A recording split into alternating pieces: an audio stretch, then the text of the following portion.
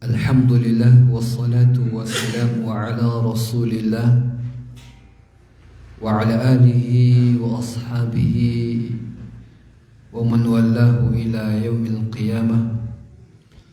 Qala Allah ta'ala fi kitabihil karim, ya ayyuhalladzina amanu taqullaha haqqa tuqatih wa la tamutunna illa wa antum muslimun. وقال يا أيها الناس اتقوا ربكم الذي خلقكم من نفس واحدة وخلق منها زوجها وبث منهما رجالا كثيرا ونساء واتقوا الله الذي تساءلون به والأرحام إن الله كان عليكم رقيبا. وقال يا أيها الذين آمنوا اتقوا الله وقولوا قولا سديدا يصلح لكم أعمالكم ويغفر لكم ذنوبكم ومن يطع الله ورسوله فقد فاز فوزا عظيما. Ikhwani akhwati a'azzani Allah wa iyyakum jamaah sekalian, mari kembali kita bersyukur pada malam hari ini kepada Allah Subhanahu wa taala atas nikmat dan karunia-Nya kita kembali berkumpul dalam rangka bertafakuh, berusaha memahami agama yang kita yakini kebenarannya ini, dan terus harus selalu kita ingat bahwa ketika kita masih ada niat, ketika kita masih ada usaha, ketika kita masih ada kehendak untuk belajar ilmu agama, maka berbahagialah. Ini merupakan tanda-tanda kebaikan. Kenapa? Karena Rasulullah SAW menjelaskan di antara barometer Allah Subhanahu wa taala menginginkan kebaikan pada hambanya adalah ketika hamba itu masih peduli, ketika seorang hamba itu masih pengen terus belajar mendalami agamanya. Itu salah satu barometer kebaikan yang Allah Subhanahu wa taala sematkan untuk dirinya. Sebagaimana dalam sabdanya, kata Nabi sallallahu alaihi wasallam, "Man yuridillahu bihi khairan yufaqihu fid din." Barang siapa yang Allah Subhanahu wa taala kehendaki kebaikan untuk dirinya, yufaqihu fid din, maka Allah akan faqihkan orang tersebut, hamba tersebut dalam urusan agamanya. Maka kalau kita kembali kepada mafhum al-mukhalafah, pemahaman kebalikannya, ketika ada orang yang sama sekali tidak pernah peduli dengan agamanya, tidak pernah ada kepingin untuk menuntut ilmu, tidak pernah pengen ketemu, menemui ilmu-ilmu, atau bahkan tidak pengen tahu mana sih hak, mana yang batil. Yang mana sudah dia tahu kok katanya ada yang mengatakan ini boleh, ada yang mengatakan ini tidak boleh, ada yang mengatakan ini sunnah, ada yang mengatakan tidak sunnah, tapi dia tak peduli, biarlah. Maka Allah tidak menginginkan kebaikan pada dirinya. Ini kebalikannya. Jadi ketika ada seorang, Masya Allah, kita semoga termasuk di antara orang-orang itu, ketika ada berita-berita kita dengar ini katanya sunnah, ini katanya tidak sunnah, ini katanya boleh, ini katanya disyariatkan, ini katanya oh enggak, itu enggak disyariatkan. Kemudian kita, yang benar yang mana sih? Anda pengen tahu. Ini menunjukkan ada kebaikan dalam diri kita. Allah Subhanahu wa taala inginkan kebaikan dari hamba-hamba yang ingin mendalami agamanya. Maka kita berharap ketika kita datang ke tempat yang mulia ini, semoga Allah Subhanahu wa taala menginginkan kebaikan-kebaikan dari kita semua. Amin ya rabbal alamin. Jamaah yang dimuliakan Allah Subhanahu wa taala, pada kesempatan malam hari ini kita kembali membahas kitab Riyadhus Shalihin, di mana pada kesempatan yang lalu kita sudah mulai masuk ke hadis yang pertama. Hadis yang pertama dari bab as-sidqu, di mana bab as-sidqu ini ada 5 hadis, bab tentang kejujuran. Pada kesempatan yang lalu muallif Imam An-Nawawi rahimahullahu taala sudah membuka dengan beberapa ayat tentang kejujuran. Kemudian beliau membuka dengan hadis yang insyaallah sudah sering kita dengar, bahwa kejujuran itu akan menghantarkan kepada albir, kebaikan, dan kebaikan itu akan menghantarkan kepada surga. Sebaliknya al-kadzib, dusta, itu akan mengantarkan kepada al-fujur. Fujur itu keburukan, kejahatan, kezaliman. Dan fujur itu muaranya adalah ke neraka jahanam. Ini hadis yang pertama yang disitir oleh Imam An-Nawawi untuk membuka bab as-sidqi dalam kitab beliau Riyadhus Shalihin. Kemudian hadis yang berikutnya yang akan kita bahas baca pada kesempatan malam hari ini, dan ini juga hadis ini termasuk di antara kaidah dalam Islam. Hadis ini termasuk hadis yang sangat penting dan menjadi kaidah dalam agama Islam, sehingga Imam An-Nawawi pula memasukkan hadis ini dalam kitab Arba'in Nawawi, di mana Arba'in Nawawi itu merupakan perasan dari hadis-hadis yang sangat banyak, kemudian dipilih 40 hadis. 40 hadis yang itu menjadi sebuah kaidah penting dalam agama Islam, baik akidah, akhlak ataupun fiqh. Itu dikumpulkan dalam Arba'in Nawawi. Maka hadis ini pula yang termasuk Imam An-Nawawi sebutkan dalam bab as-sidqu.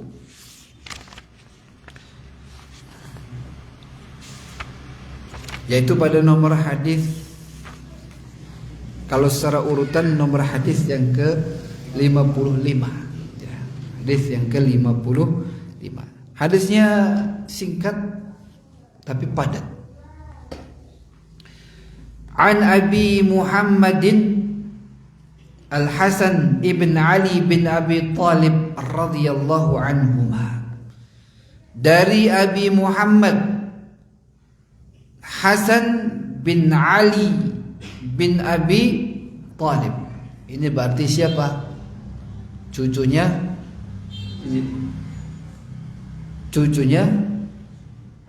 Rasulullah SAW. Hasan bin Ali bin Abi Talib. Ya. Kunyahnya Hasan itu adalah Abu Muhammad. Ya. Ada Hasan dan ada Al-Husain. Ya. Radhiyallahu anhu. Qala, Hasan mengatakan, hafidtu min Rasulillah sallallahu alaihi wasallam, aku hafal dari baginda Rasulullah sallallahu alaihi wasallam.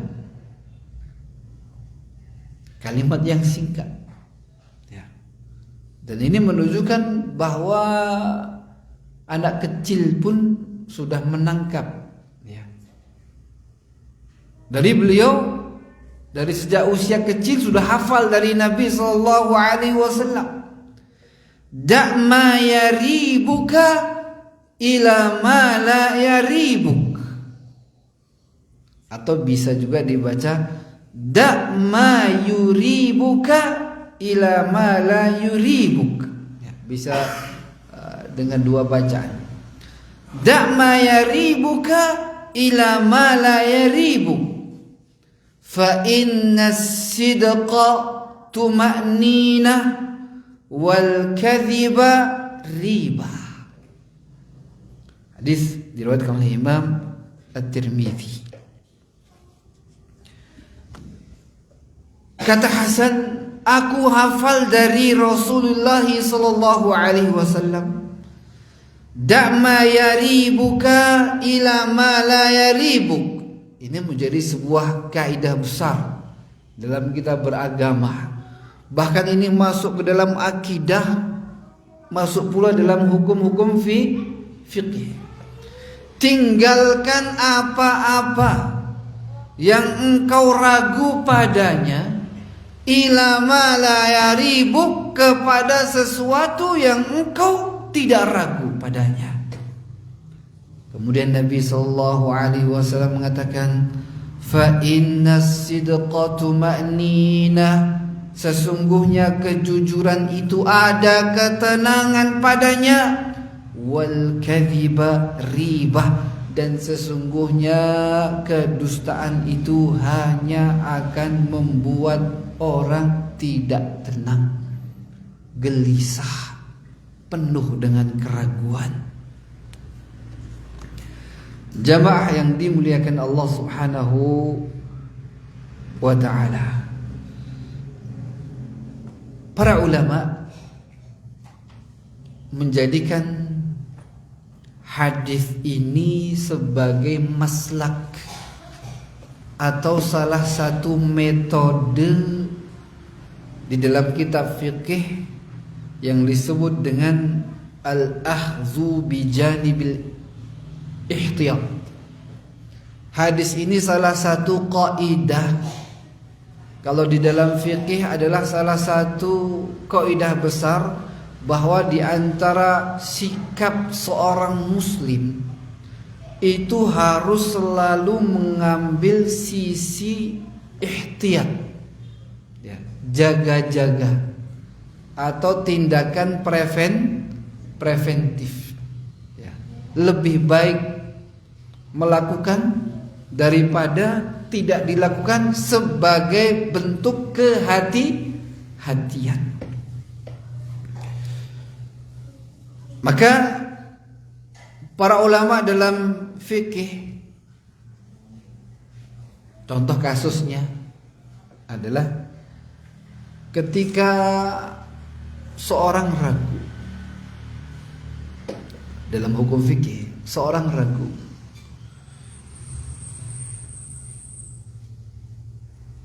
pakaian ini kena najis, tapi dia ragu, yang najis, yang kena najis tadi lengan sebelah kanan atau lengan sebelah kiri. Dia yakin kalau tadi ada najis yang menempel, ya.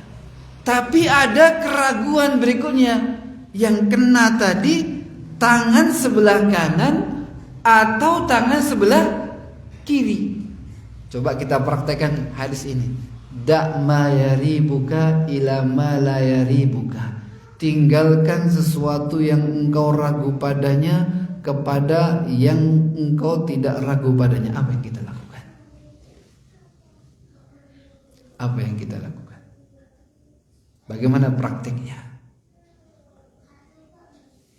Yakin kalau salah satu di antara lengan ini kena najis, cuma ragu yang kanan atau yang kiri. Apa yang kita lakukan? Bagaimana praktek dari sabda Nabi, da' ma yaribuka ila ma la yaribuka? Apa yang kita lakukan? Apa yang ditinggalkan? Pakaian yang dilepas tinggalkan atau tanggalkan? Ganti baju baru? Ganti baju baru boleh kalau ada baju. Kalau nggak ada baju, pas waktu mau sholat, intinya kan harus dicuci. Walaupun nggak kering, tapi intinya dicuci dibasuh, kemudian dia sholat sah. Apa yang dilakukan? Iya, dicuci kedua-duanya. Itu yang tidak menjadikan kita ragu. Da' ma yaribuka ila ma la yaribuk. Salah satu kena. Kalau ana cuma nyuci yang kanan, masih ada ragu-ragu. Jangan-jangan yang kena yang kiri. Masih ada ragu terus. Kalau yang dicuci kiri masih ragu lagi. Oh, ana sudah cuci yang kiri, tapi jangan-jangan yang kena yang kanan. Tinggalkan yang ragu. Caranya bagaimana? Cuci kedua-duanya. Cuci kedua-duanya, pasti sudah yakin salah satu di antara keduanya yang kena najis pasti sudah hilang. Itulah tumainah, yakin. Da' ma yaribuka ila ma la yaribu. Ini contoh kasus. Dan ini menjadi suatu kaidah dalam agama. Contohnya antum sholat isya, antum qadarullah terlambat sholatnya sendiri. Qadarullah karena habis dari pasar, kemudian ketemu di pasar, ditagih utangnya, ya Allah, kapan bayarnya? Kemudian sampai rumah masih kepikiran. Sampai ke bawah ke sholat, sampai rakaat ketiga, aduh, ini 3 atau 4, salam atau kurang 1. Apa yang antum lakukan? Hah? Ragu bang, gak ada kepastian. Ini sudah rakaat ketiga atau sudah keempat. Dan antum harus praktek da' ma yaribuka ila ma la yaribuk. Tinggalkan apa yang engkau ragu padanya kepada yang tidak ragu. Bagaimana caranya?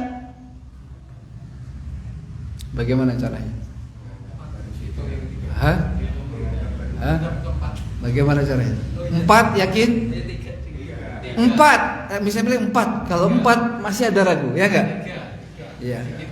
Maka yang harus antum ambil adalah jumlah yang paling sedikit. Kenapa? Ini yang menjadi yakin. Kenapa? Kalau antum ambil yang keempat setelah salam masih ada ragu terus. Sudah selesai soalnya, jangan-jangan tadi masih kurang 1. Udah insyaallah 4. Setelah salam masih jangan-jangan 3 tadi, masih kurang 1. Masih ada ragu terus. Makanya antum harus ambil yang sedikit. 3. Kalau 3, kalau anak tambahin berarti lebih, ya kan? Seandainya 4 berarti lebih. Tinggal ditambahin apa? Sujud sahwi. Karena ada ragu padanya. Tapi sudah yakin pasti 4 itu sudah dilakukan. Tinggal kalau ada ketambahan itu tinggal apa? Sujud sahwi. Tapi kalau antum ambil yang keempat, ya, tetap antum masih, walaupun sudah salam, ya, antum masih ragu. Ya Allah, jangan-jangan masih kurang 1. Akan terus ke bawah. Ya, akan terus ke bawah. Ini contoh praktek da' ma yaribuka ila ma la yaribu. Kemudian salah satu contoh lagi dalam tahar atau batal wudu atau tidak batal. Dalam sebuah hadis kan disebutkan, idza sami'a ahadukum fi badnihi fala yansarif an salatihi. Kalau kalian merasa ada sesuatu yang keluar dari perutnya, maka jangan buru-buru tinggalin atau batalin apa? Salat. Jangan buru-buru mundur untuk wudu lagi. Misalnya antum lagi salat, Antum lagi sholat. Ini termasuk di antara praktek juga, walaupun kasusnya atau konsepnya berbeda. Antum dalam kondisi sholat, kemudian muncul keraguan, sudah batal atau belum. Antum ngerasa di perut ada yang gerak-gerak, ada yang gerak-gerak, duduk, tapi dalam perut, ini kentut apa enggak ya? Kentut apa enggak ini? Kentut apa enggak? Kata Nabi SAW, da' ma yaribuka ila ma la yaribuk. Bagaimana prakteknya? Sekarang bagaimana? Mendingan batalin atau bertahan? Ini sama-sama tetap pada yang tidak meragukan. Cuma dalam hadis ini prakteknya berbeda. Nah, mana? Apa yang antum lakukan? Terus sholat atau lebih jaga-jaga? Kalau kita ini kan lebih baik jaga-jaga, batal saja. Kemudian ngulangi apa? Sholat, ngulangi wudhu. Ya. Dalam hal ini berbeda. Walaupun tetap dipraktekkan da' ma yaribuka ila ma la yaribuk. Tinggalkan sesuatu yang ada keraguan padanya kepada yang tidak ada keraguan padanya. Kita kembali di antaranya kaidah dalam kaidah fikih, al-yaqinu la yazulu bisyak. Al-yaqin la yazulu bisyak. Ini termasuk di antara kaidah yang diserap dari hadis ini. Keyakinan itu tidak bisa hilang dengan keraguan. Ya. Da' ma yaribuka ila ma yaribuka. Kalau ada sesuatu yang meragukan, kembalikan kepada yang yakin. Berarti bagaimana? Kasus dalam tadi kita sholat. Tetap sholat atau dibatalin? Tetap sholat. Kenapa? Karena thaharah itu adalah keyakinan yang sebelumnya. Masih dalam kondisi suci itu adalah keyakinan. Dan tidak bisa kesucian thaharah kita dibatalkan kecuali dengan sesuatu yang yakin. Kalau masih ragu-ragu, nggak usah diikuti keraguan itu. Ya. Jadi kalau kita sudah yakin kita masih dalam kondisi tidak batal, maka kondisi tidak batal itu akan terus berlangsung sampai ada sesuatu yang yakin membatalkan. Ya. Maka di sini prakteknya apa? Prakteknya adalah kita tetap apa? Sholat. Makanya Nabi SAW mengatakan, fala yansarif, maka jangan tinggalkan sholatmu hatta tajida sautan au hatta tasma'a sautan au tajida rihan. Sampai engkau mendengar suara kentut itu atau engkau mencium baunya. Tapi kalau sudah yakin kentut, ya nggak usah nunggu bau, nggak usah nunggu apa. Jelas. Tapi orang mampu ya. Kalau sudah yakin kentut, ya udah itu yakin. Yang jadi pertanyaan adalah ketika apa? Ragu. Yakin kan kadang itu kan kentut itu ada yang nggak bersuara. Ya, tapi kita yakin itu apa?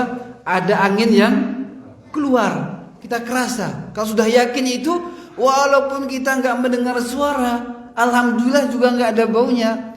Biasanya kan kalau kentut ada suaranya itu nggak bau. Kalau bau biasanya nggak bersuara. Tapi kalau dua-duanya ya itu dahsyat. Ya bau ya bersuara, itu sudah dahsyat. Ya. Itu sudah dahsyat. Tapi maha masya Allah. Ya, kalau kita lihat ya begitulah Allah menjaga. Ya, biar orang itu tidak malu. Ya.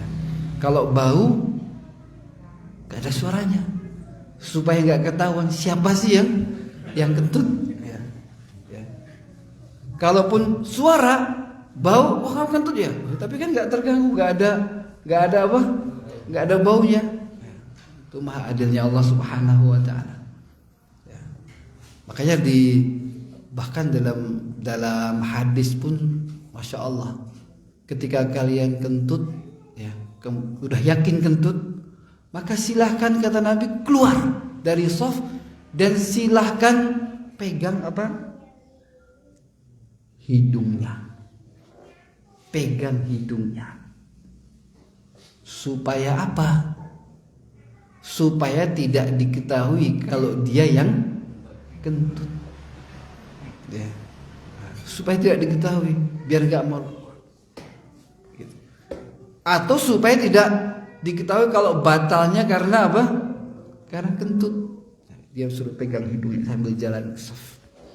Ya, sambil jalan ke shaf. Itu kalau sudah yakin. Ya. Ini praktek. Maka taharah itu hukum asal. Keyakinan tidak bisa dibatalkan dengan sesuatu yang ragu. Sekarang kebalikannya lagi. Antum mau sholat, ragu, udah wudu belum ya? Apa yang antum lakukan? Hah?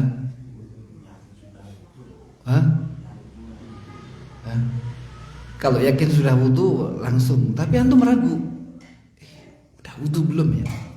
Beda kasusnya, udah batal belum ya? Itu beda. Ketika antum udah batal belum ya? Antum yakin sudah wudu sebelumnya, ya kan? Tinggal batal atau tidak. Tapi yang sekarang ini sudah wudu belum ya? Apa yang antum lakukan? Wajib wudu. Ya. Wajib wudu. Kenapa? Kembali kepada asalnya. Asalnya ketika antum belum wudu itu apa? Masih dalam kondisi hadas. Ya kondisinya itu. Kemudian antum sudah wudu belum? Kalau itu ragu, berarti antum harus kembali kepada hukum asal yang yakin. Apa? Antum masih berhadas, antum belum wudu, maka antum wajib wudu. Beda kasusnya. Tadi sudah wudu, udah batal belum ya? Apa yang antum lakukan? Tidak wudu, langsung saja. Kenapa? Karena yakin di awal apa? Antum sudah wudu, batal ini ragu. Kembali kepada yang yakin. Yang yakin apa? Sudah wudu. Maka ketika antum, ana yakin tadi udah wudu, tapi udah batal belum ya?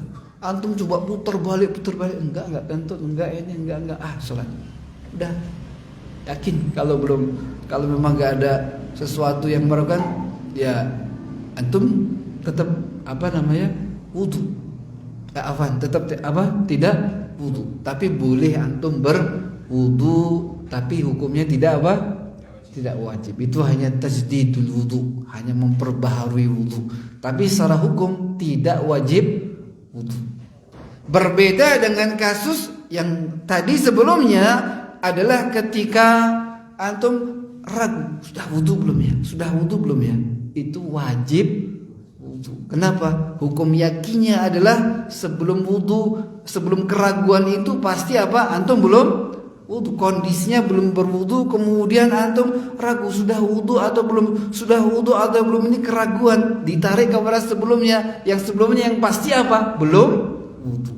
Maka antum belum wudu. Inilah salah satu praktek dalam fikih, da' ma yaribuka ila ma la yaribu. Kalau antum ragu istrinya 2 atau 3, antum pilih berapa? Pilih yang paling sedikit, 1. Ya. Taib. Kemudian Nabi sallallahu alaihi wasallam mengatakan, fa inna sidqa tuma'ninah. Ini kenapa? Dan inilah Rasulullah SAW menggiring kita, bahwa kita itu diarahkan kepada sesuatu yang menjadikan jiwa kita itu apa? Tenang. Bahkan apa-apa yang menjadikan seorang itu ragu harus kita tinggalkan. Ya. Di antara sesuatu yang tidak menjadikan orang itu tenang adalah ketika dia pernah berbuat tidak jujur. Itu akan terus ke bawah. Fa inna sidqa tuma'nina. Inilah yang menjadi syahid, yang menjadi titik pembahasan dalam hadis ini. Kenapa hadis ini dimasukkan dalam apa? Bab as-sidq. Orang yang jujur itu tidak akan pernah menyesal selama-lamanya. Orang yang jujur itu tidak akan pernah mengatakan, kenapa ya saya dulu jujur? Kenapa ya saya dulu begini? Coba seandainya dulu saya ini gak jujur, pasti sudah begini, sudah begini. Tidak ada. Ya. Tidak ada orang yang menyesal karena jujur. Tidak ada. Ya. Dan orang-orang yang jujur itu pasti Allah akan selamatkan. Walaupun terkadang di akhir. Walaupun terkadang di akhir. Dan orang yang jujur itu pasti akan mendapatkan kenyamanan, ketenangan dalam kehidupannya. Hidupnya tenang, nyaman. Kenapa? Tidak merasa ada sesuatu beban yang harus dia tanggung. Tidak pernah merasakan atau tidak pernah ada khawatir apa nanti akibatnya. Nyaman.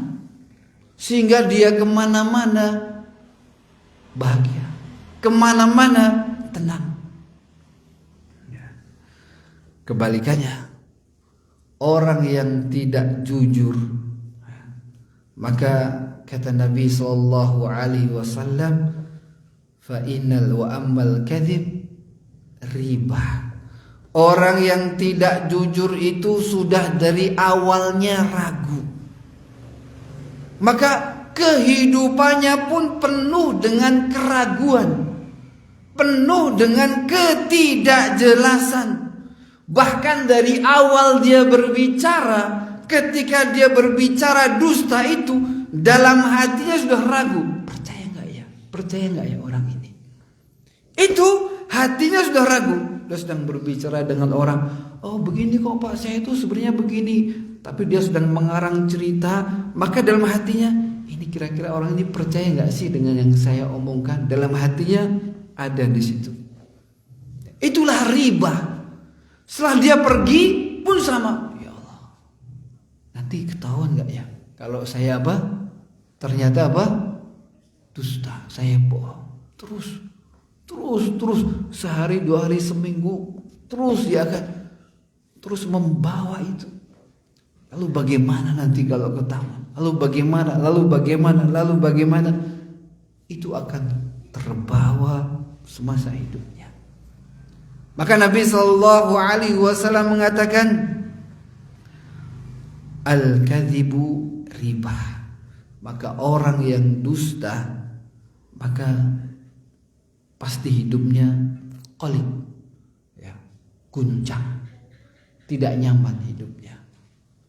Bahkan sampai-sampai biasanya orang yang tidak jujur itu, untuk menguatkan agar orang percaya, maka akhirnya dia banyak sumpah. Ya. Kenapa?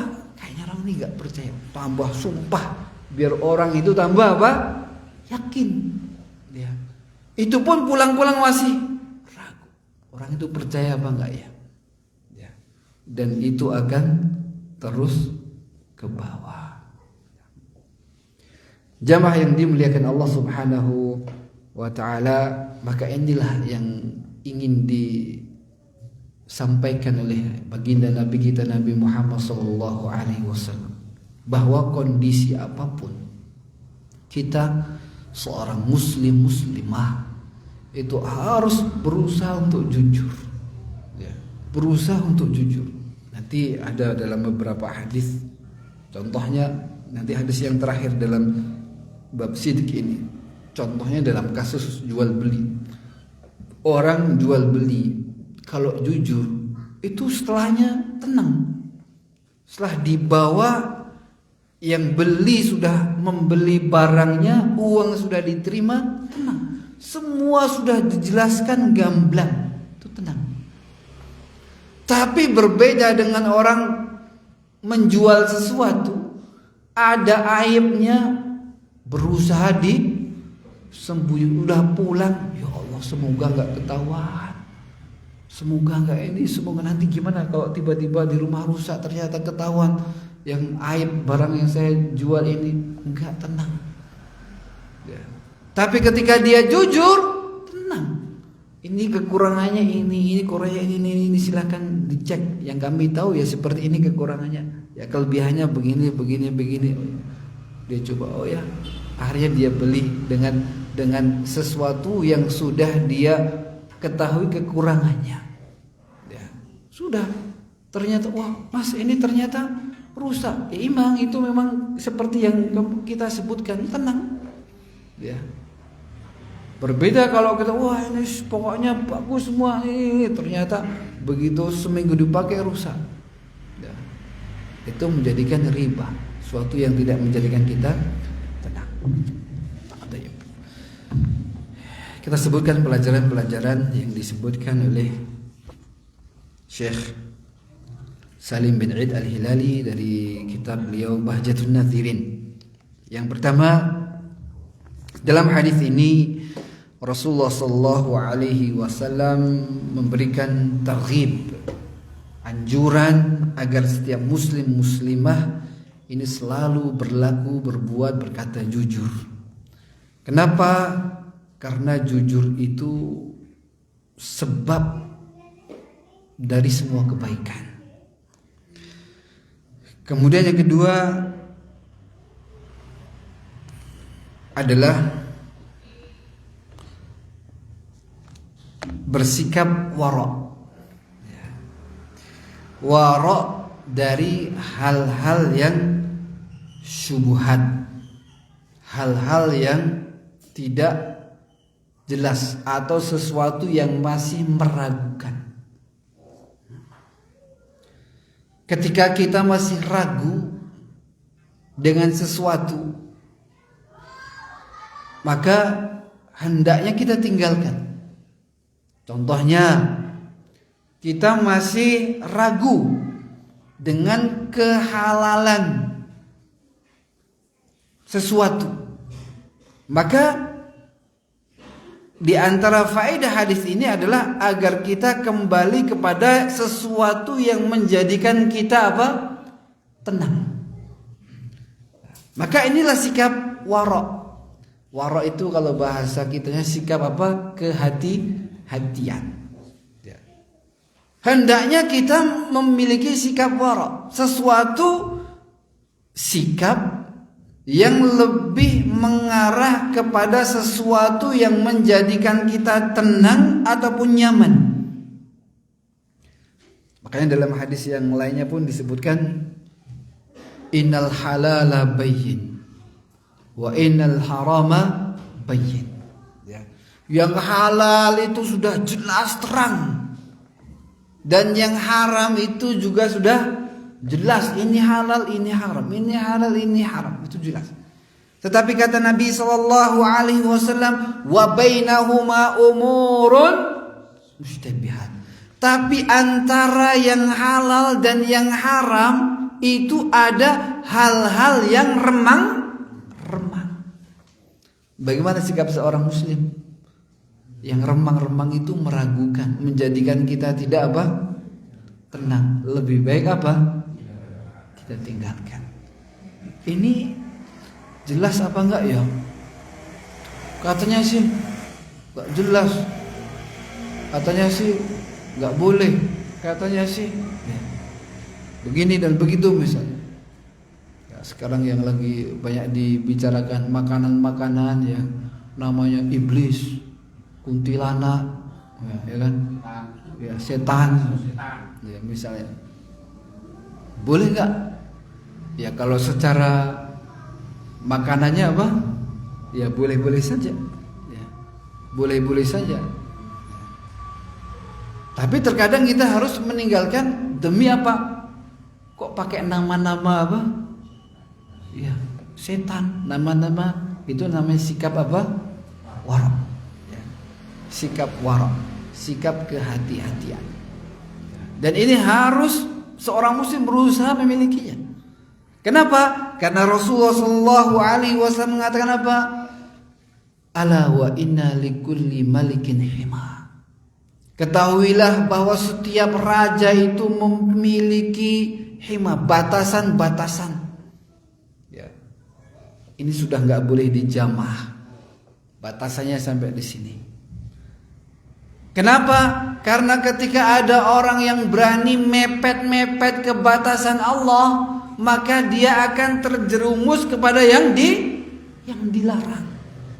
Ya. Jangan dekat-dekat kepada yang haram. Ya. Kenapa? Kalau sudah dekat, jangan-jangan atau bisa jadi dia terjatuh kepada yang haram. Ya. Maka ada sesuatu yang syubhat, itu di kalangan para ulama jelas.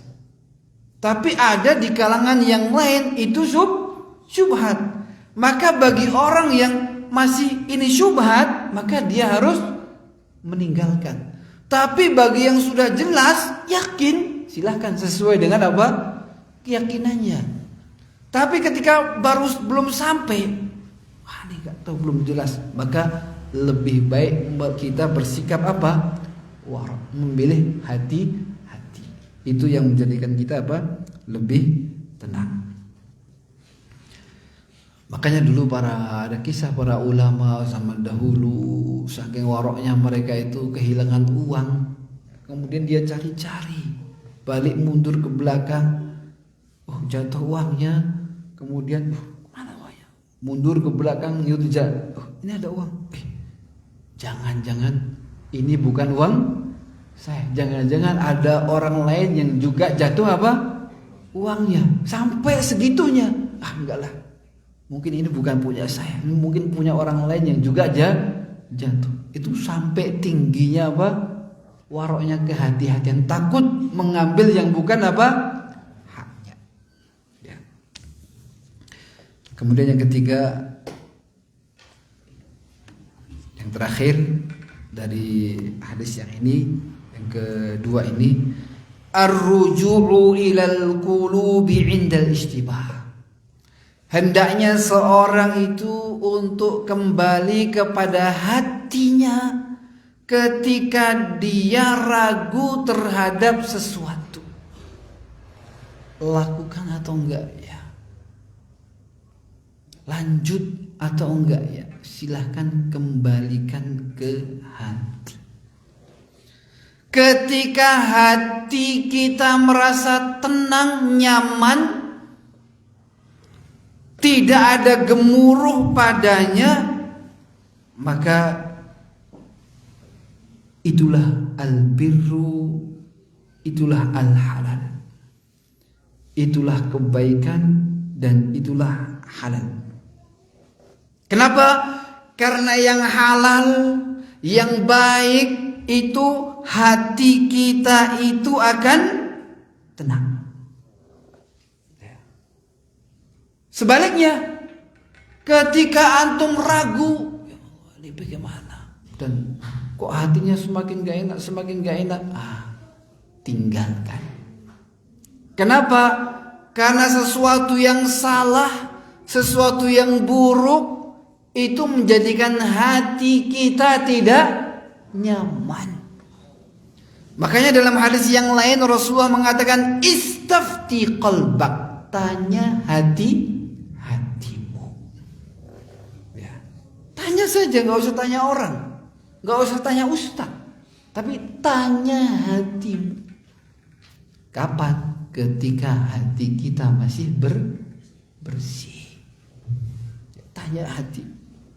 Kenapa Allah Subhanahu wa taala sudah ciptakan hati kita itu fitrah bersih. Makanya dalam hadis al-itsmu ma haka fi sadrik. Dosa itu adalah sesuatu yang menjadikan dadamu itu tidak apa? Tenang. Ya. Itu ciri-ciri dosa. Perbuatan kok kita nggak nyaman, ya, nggak nyaman itu dosa. Itu sudah fitrahnya manusia. Ya. Sesuatu yang berbau dosa ketika dilakukan, hati kita, dada kita merasa nggak enak. Itu dosa. Ya. Ketika hati kita bersih, ya. Ketika hati kita bersih, dan ketika kita terbiasa meninggalkan yang haram. Ya. Ketika kita terbiasa meninggalkan yang haram, maka ada sesuatu yang haram yang dia mungkin masih ragu, maka hati akan atau mungkin jantung. Ya, kenapa kalau sebenarnya kalau dalam bahasa Arab al-qalbu itu artinya jantung. Ya, jantung. Jantung kita akan berdetak. Tek tek tek tek tek tek tek. Ya. Maka ketika antum berbuat dosa itu jantungnya nggak biasa. Itu nggak biasa. Itu sudah fitrah. Kapan? Ketika memang orang itu adalah biasa orang yang lurus. Tapi kalau orang yang udah biasa yang haram diterjang, ya sama aja. Hatinya sudah apa? Atau jantungnya sudah gak ngefek, ya. Sudah gak ngefek, lanjut tenang-tenang saja, ya.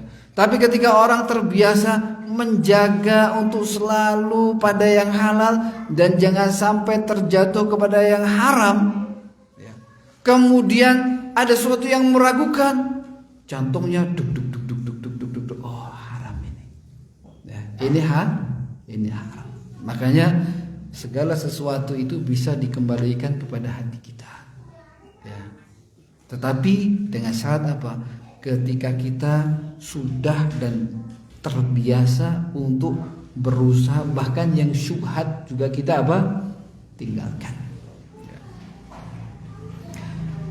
Inilah 3 poin fawaid dari hadis nomor 2, yaitu sabda Nabi, da' ma yaribuka ila ma la yaribuka fa inna sidqa tuma'ninah wal kadhiba riba. Hadis yang kedua atau yang ketiga dari bab ini sebagai penutup.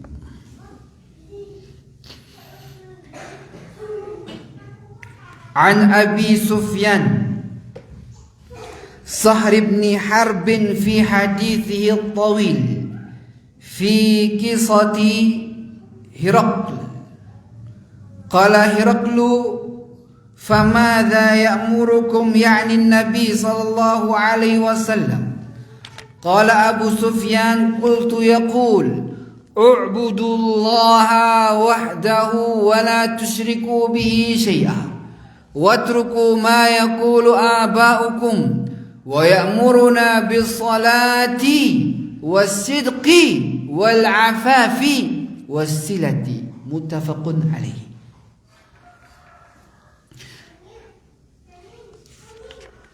Dalam sebuah hadis yang panjang dari Abi Sufyan bin Sakhr, ya, Abi Sufyan bin Sakhr,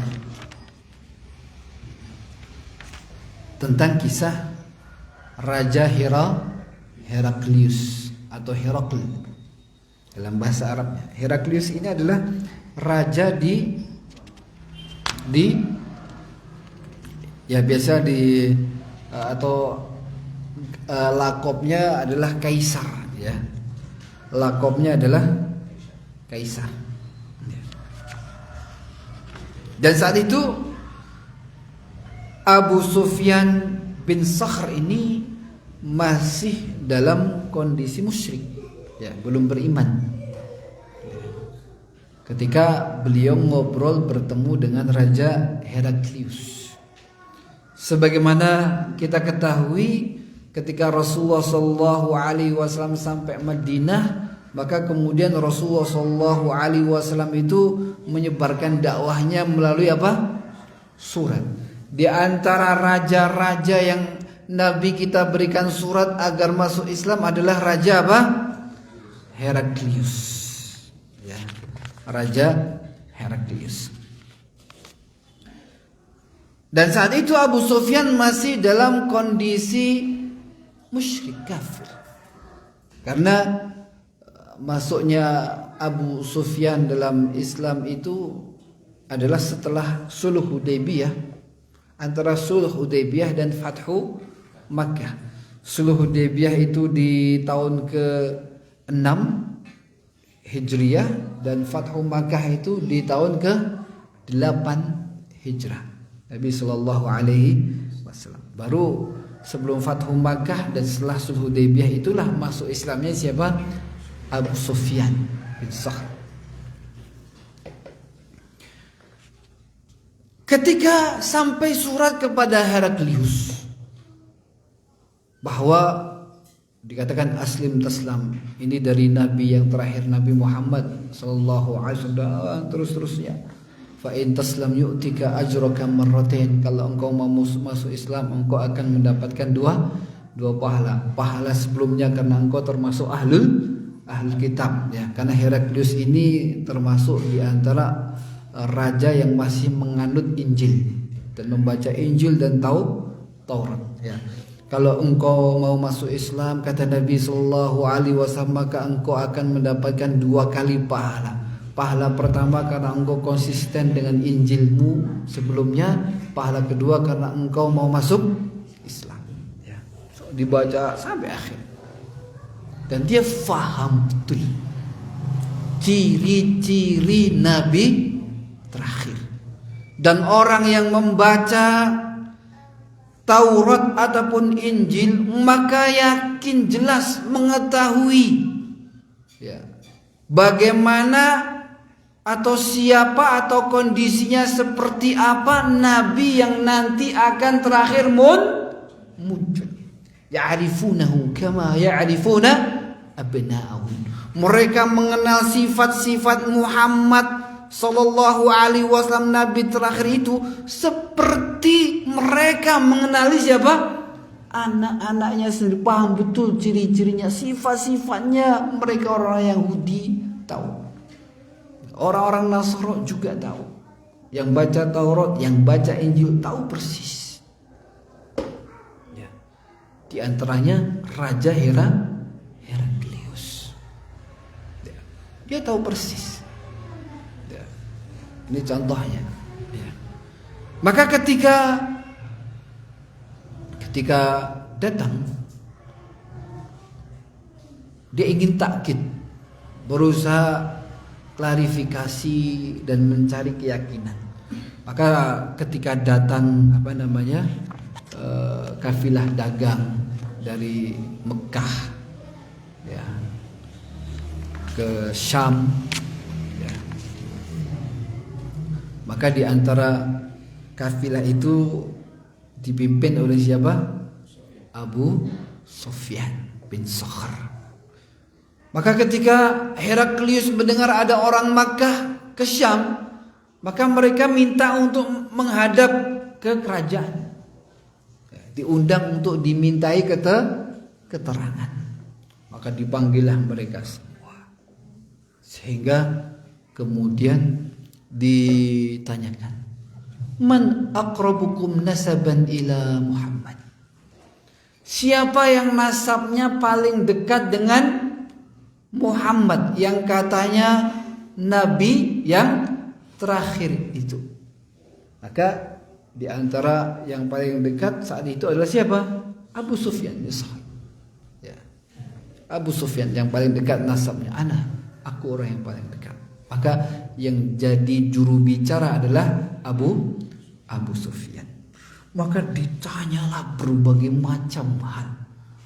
Dia ingin mencocokkan ilmunya ya. Ilmu yang pernah diketahui, yang pernah dipelajari dari ciri-ciri Nabi yang akan muncul akhir zaman dengan kondisi yang ada. Betul nggak? Sesuai nggak Nabi ini dengan wahyu yang ada di dalam Taurat dan Injil? Mereka faham betul.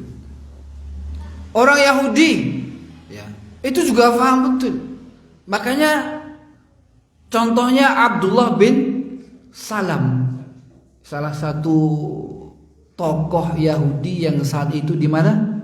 Di Madinah. Madinah saat itu di antara kelompok yang paling besar adalah orang-orang Yahudi. Maka ketika mereka orang-orang Yahudi mendengar akan hijrahnya Nabi kita Nabi Muhammad sallallahu alaihi wasallam ke Madinah, maka di antara mereka ada yang penasaran, ingin nguji juga. Di antaranya siapa? Abdullah bin Salam. Dia juga faham betul ini orang Yahudi tulen.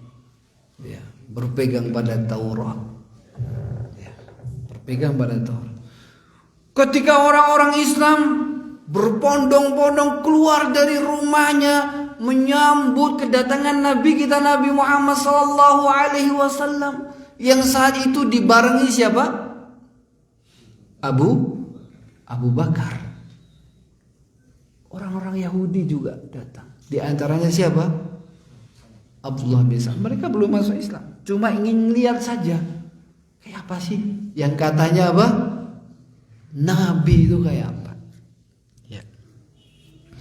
Kemudian begitu sudah dekat, akhirnya Abdullah bin Salam ini bisa ketemu dengan Nabi Muhammad sallallahu alaihi wasallam. Kemudian dia pun berkata, ini setelah dia bisa dekat dengan Nabi Muhammad, maka dia bertanya, inni sa'iluka an thalathin la ya'lamuhunna illa nabi. Wahai Muhammad, aku akan ajukan 3 pertanyaan. 3 pertanyaan ini tidak mungkin bisa ada yang menjawab kecuali Nabi. Yang bisa jawab 3 pertanyaan ini hanya Nabi. Abdullah bin Salam sudah tahu ilmunya karena dia baca apa? Taurat. 3 hal ini hanya diketahui oleh para nabi.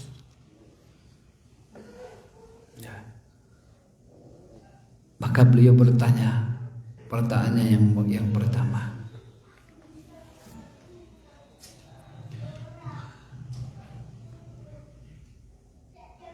Ma awwalu ta'amin ya'kuluhu ahlul jannah.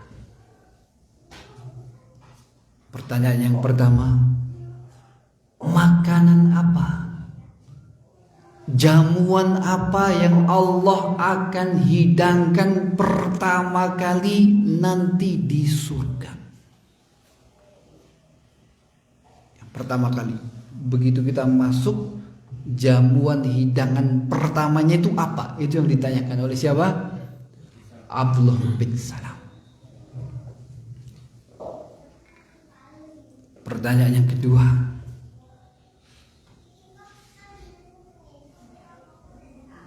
wa ma awwalu asratis sa'ah. Apa tanda pertama hari kiamat? Setelah ada tanda itu kiamat terjadi. Pertanyaan yang ketiga, ma ba'lul walad yanzi'u abahu au yanzi'u ummah. Dalam riwayat yang lain, khala. Bagaimana atau kapan seorang anak itu akan mirip sifatnya dengan bapaknya, dan kapan seorang anak itu akan mirip sifatnya dengan ibunya? Ada yang tahu? Ada yang tahu? Kalau ada yang tahu, Nabi berarti kata, ada yang tahu? Kalau sekarang mungkin sudah tahu, ya, karena Nabi sudah mengajarkan, ya. Maka Nabi saat itu Nabi belum tahu. Apakah Nabi akan ngarang? Ngira-ngira kira-kira apa ya. Diam sejenak. Ketika diam, datanglah siapa? Jibril. Ya. Kenapa? Ma yantiqu anil hawa. Nabi nggak pernah asal ngomong. Nggak pernah asal ngomong. Aduh, apa? Kalau nggak tahu, ini belum ada, ini apa jawabannya? Ya diam. Setelah beberapa saat diam, ketika diam itu datang siapa? Jibril langsung bantu. Coba nggak datang-datang. Ya Allah. Tunggu ya itu. Masya Allah. Pasti ada waktunya, ya. Datang. Karena memang itu momennya. Dan itulah hikmahnya. Maka Nabi mengatakan, khabarani Jibril anifan. Baru saja Jibril datang kepadaku. Ketika Nabi Muhammad menyebut kata Jibril, maka Abdullah bin Salam mengatakan, Zaka adul Yahud minal malaikat. Ketika Nabi Muhammad menyebut Jibril, maka Abdullah bin Salam, itulah musuhnya orang Yahudi dari kalangan malaikat. Jadi di antara malaikat yang paling dibenci oleh orang Yahudi itu siapa? Jibril. Kenapa? Karena Jibril itu kadang ngasih wahyu pada orang yang gak mereka kehendaki. Ya. Pengennya nabinya ini, tapi yang dikasih Jibril siapa? Yang lain. Ya. Akhirnya dibunuh. Wah, gak cocok ini nabinya. Pengennya yang itu, yang jadi nabi, yang baus, yang bisa diatur-atur lah. Pengennya itu, tapi ternyata yang lain lagi. Makanya orang Yahudi itu paling benci dengan siapa? Jibril. Ya, dan banyak sekali kalau kita baca Al-Quran, di antara kaum yang suka membunuh para nabi adalah orang-orang Yahudi. Ya. Sampai di antaranya Nabi Isa yang sampai dikejar-kejar juga ingin dibunuh. Ya.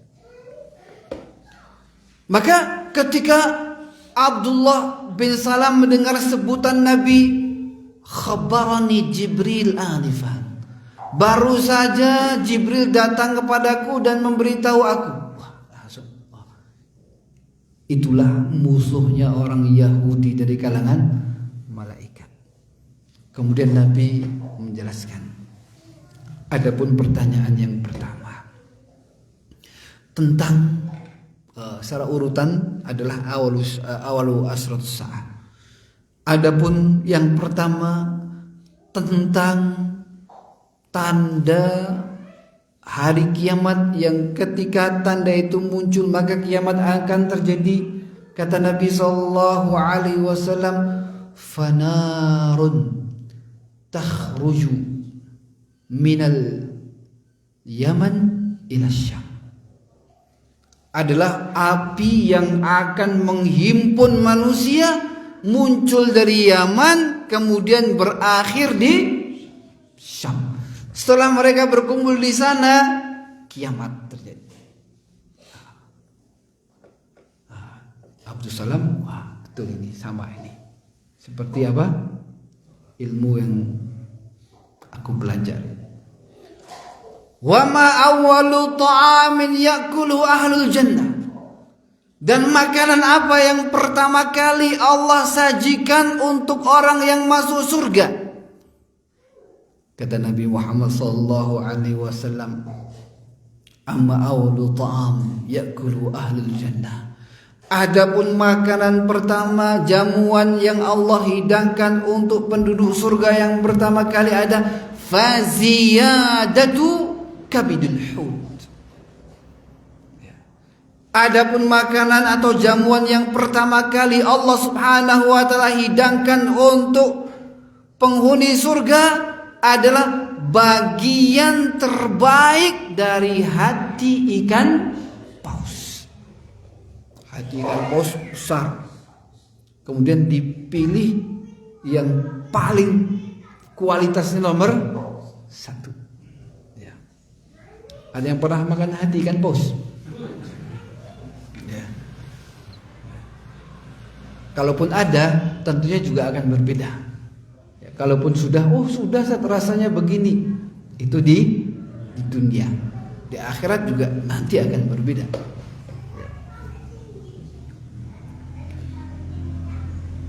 Itulah hidangan pertamanya. Dalam riwayat yang lain disebutkan wa ma ghidauhu. Dan apa setelah itu yang dimakan? Kalau itu jamuan muqaddimahnya, itu adalah hati atau bagian terbaik dari hati ikan paus. Terus setelah itu berikutnya makan apa? Itu kalau dalam riwayat yang lain ada tambahan. Nah, jadi kayak orang walimahan gitu kan, biasanya ada makanan muqaddimah, dikasih sop dulu. Nah, terus makanan intinya apa? Makan besarnya. Nah, itu. Yang pertama kali kita cicipi nanti adalah apa? Hati ikan paus. Dan itu diambil yang paling bagus. Dalam riwayat yang lain, wa ma ghidauhu. Kemudian makan besarnya apa?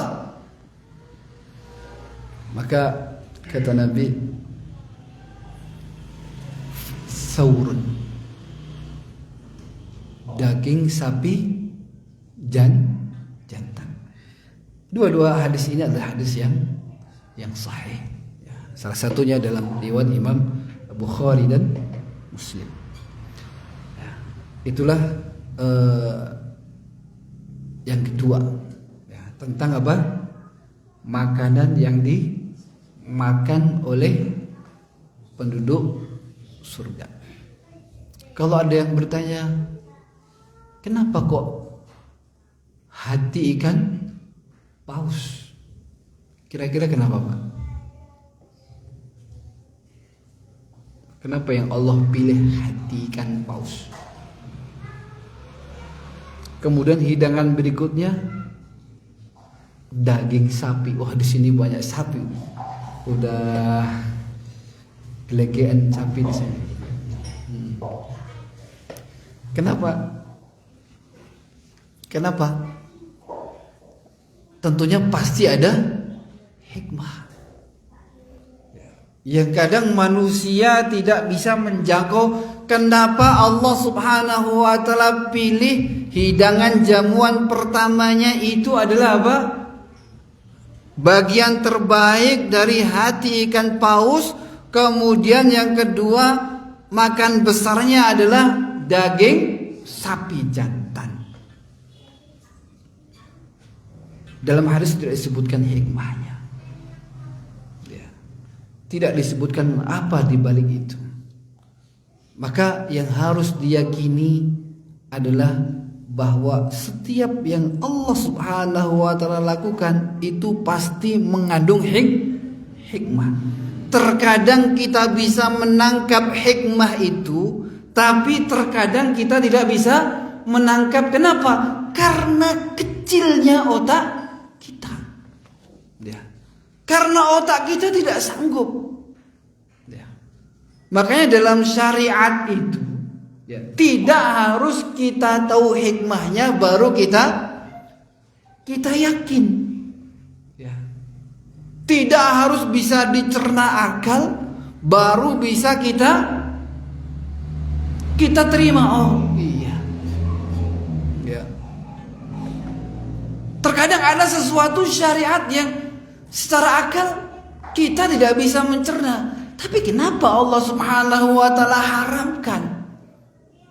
Pasti ada hikmah. Hanya saja kita tidak bisa menangkap. Makanya tidak mesti syariat itu dalam arti harus bisa dicerna akal. Kayak yang lagi viral Raja Dangdut ya. Coba pakai akal ya kan. Masa celana di bawah mata kaki masuk neraka. Pakai akal dong sayang gitu kan. Ya. Itu kecil, akal kita itu kecil. Ya, kita terkadang tidak bisa menangkap apa di balik itu. Walaupun kalau kita pelajari ada hikmahnya, ya, ada hikmah-hikmah di balik itu. Ya. Contohnya dalam hal seperti ini.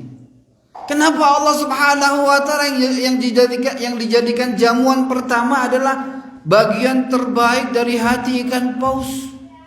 Kemudian jamuan berikutnya adalah sapi betina saur. Sapi apa? Jantan saur. Ya. Kenapa? Ya kita nggak tahu. Tapi para ulama coba. Ya, itulah para ulama yang hanya mencoba mengkaitkan. Barangkali itu hikmahnya. Ya. Tapi itu hanya semacam ijtihad. Di antara yang diistihadkan para ulama, kenapa hati ikan paus? Karena ikan paus itu adalah hewan air yang menandakan adanya kehidupan di dunia ini.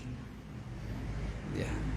Yang menandakan adanya kehidupan di dunia ini.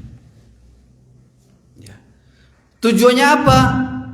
Tujuannya ketika hati ikan paus itu dimakan di surga, ini menandakan bahwa kehidupan dunia itu sudah berakhir, sudah enggak ada lagi kehidupan dunia. Ya. Kenapa sapi? Kalau yang kita kenal dari zaman dulu, sapi jantan itu apa? Tugasnya bajak sawah. Bajak sawah itu kinayah dari apa? Orang berusaha. Ya. Ketika daging sapi jantan menunjukkan apa? Sudah tidak ada lagi usaha di tempat ini.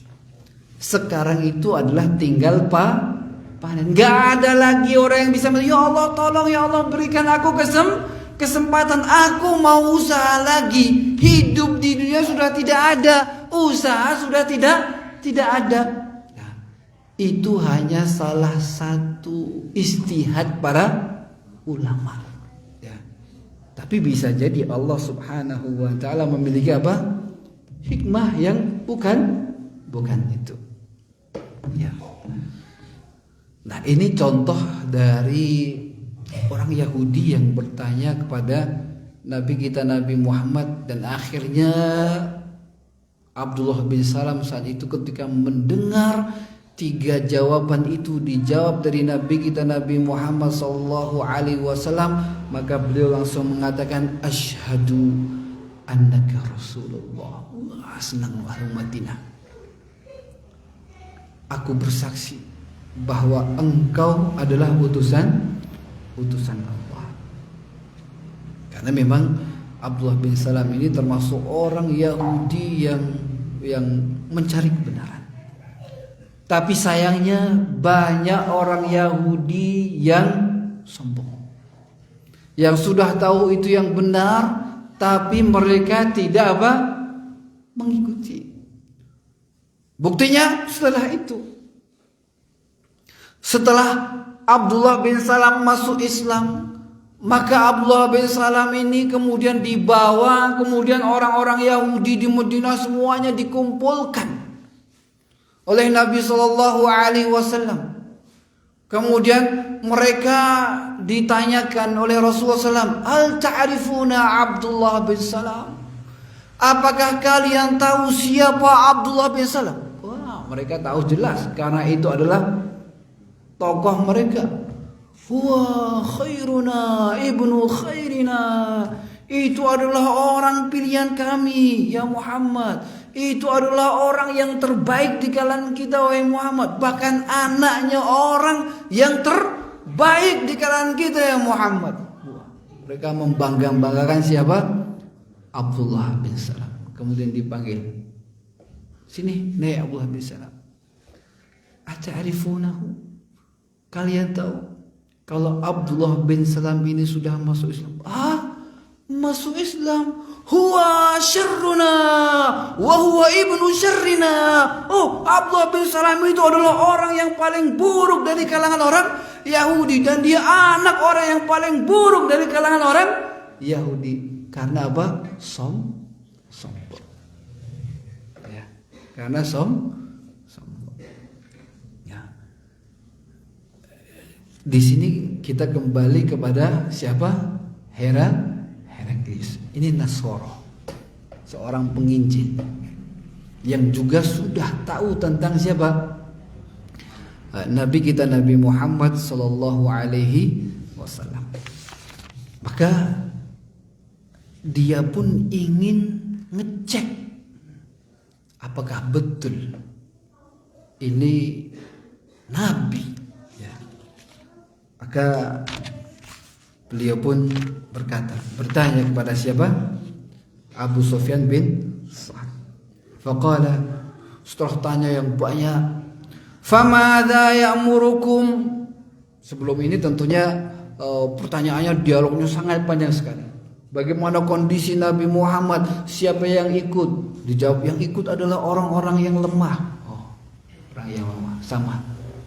Kemudian bagaimana peperangan antara kalian dan mereka dan orang-orang yang sudah masuk Islam? Kalian kan memusuhi mereka. Lalu bagaimana peperangan antara kalian dan orang Islam? Kata Abu Sufyan, terkadang kita menang, terkadang mereka yang menang. Terkadang kita kalah, terkadang mereka yang kalah. Ya, begitu memang ciri-ciri apa? Pasukan apa? Nabi yang akhir zaman. Kadang kalah, kadang menang. Kadang kalah, kadang menang. Terus banyak pertanyaan-pertanyaan sampai akhirnya, famadza ya'murukum? Dan apa yang diperintahkan oleh Nabi kalian?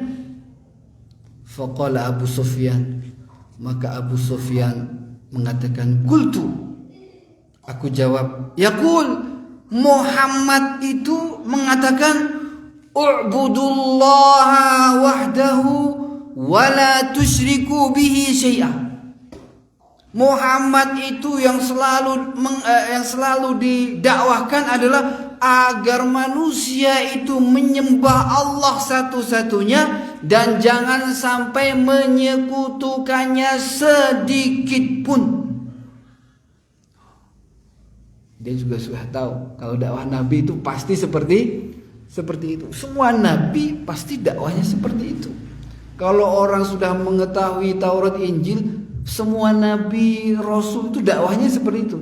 Agar para Nabi itu menyerukan pada manusia agar para manusia hanya menyembah Allah. Watruku ma yaqulu aba'ukum. Dan agar kita semua itu meninggalkan kebiasaan nenek moyang kita. Wa ya'muruna bis-shalah. Dan Nabi Muhammad itu memerintahkan kita untuk sholat. Wasidqa. Muhammad itu memerintahkan kita terus. Di antara yang selalu diperintahkan Muhammad itu adalah as-sidq. Apa itu sidq? Agar umatnya itu selalu berbuat jujur. Wal afaf, dan selalu menjaga kehormatan diri. Wasillah, dan menjaga hubungan silaturahim. Muttafaqun alaih. Jamaah yang dimuliakan Allah Subhanahu wa taala, sepertinya kita bahas pada kesempatan yang akan datang dari keterangan ini. Intinya pada hadis yang kedua ini, bahwa di antara yang menjadi sesuatu yang masyhur dan inti dakwah Nabi Muhammad adalah apa? As-sidq. Bahkan sampai orang kafir yang belum masuk Islam saja sudah tahu apa itu Islam. Dari akidahnya apa, akhlaknya apa, sikapnya harus seperti apa. Orang kafir yang belum masuk Islam itu sudah gamblang jelas. Itulah dakwah Muhammad. Di antaranya adalah as-sidqu. Insyaallah kita jelaskan beberapa poin terkait khulasah atau rincian dari apa yang diceritakan Abu Sufyan kepada siapa? Heraklius, yang mana ini menggambarkan ringkasan dari ajaran agama Islam, baik dari akidah, akhlak ataupun ibadah. Ya. Demikian yang kita sampaikan. Insyaallah kita jelaskan lebih lanjut hadis yang kedua ini pada kesempatan yang akan datang.